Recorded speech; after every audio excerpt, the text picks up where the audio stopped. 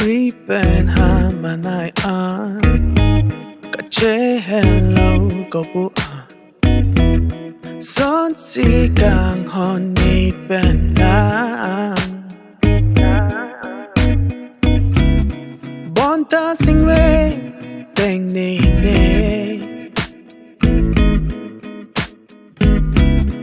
kang ting ga the ang kai ke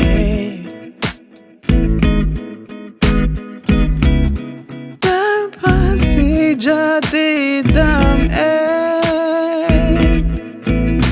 buan sing hang nang pat ne chenam volang tek te nang pen pe te nang si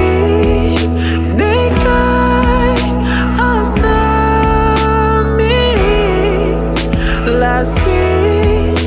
ne dum ben chelore Sengve nang che parle pre chẳng se ta me ru baby kang hon me pan ting ne that re kili lang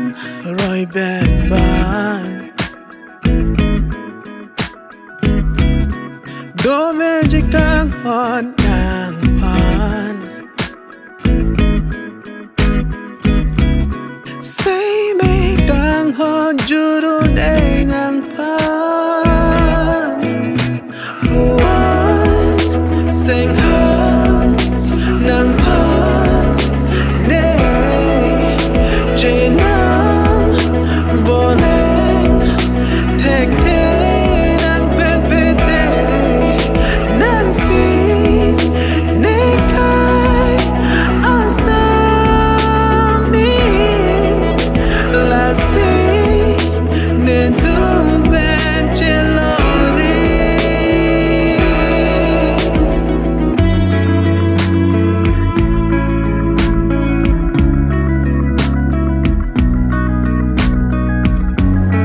Sengve chelo tu ason chelo vek chine nang lo bong nang Sengve te dam non kap nang sita ta lo